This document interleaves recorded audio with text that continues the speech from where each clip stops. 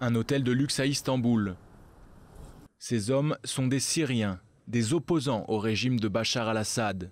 C'est dans cette grande mégalopole turque qu'ils mènent leur combat, loin du terrain, loin des armes. Ici, il est question de préparer l'avenir, leur avenir politique.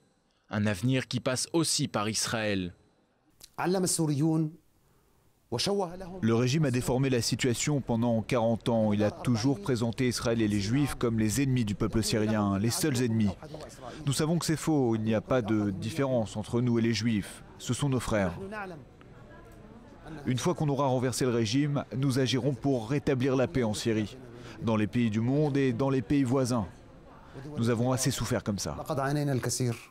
Et à l'origine de ce semblant de dialogue avec Israël, Mendy Safadi, un Israélien issu de la communauté druze et ancien directeur adjoint du ministère du Negev et de la Galilée.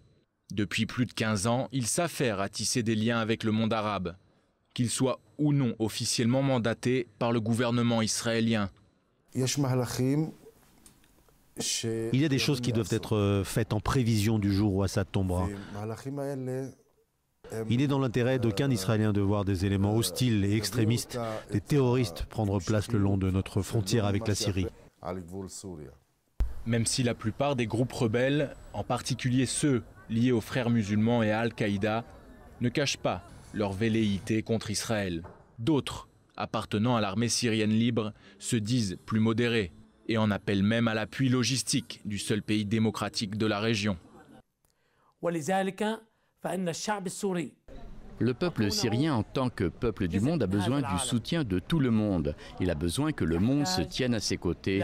Donc, nous demandons l'aide de tous les pays, des pays occidentaux, des États-Unis et même d'Israël. Nous avons besoin de cette aide pour chasser ce régime tyrannique et criminel, pour poser les bases d'une paix durable et totale.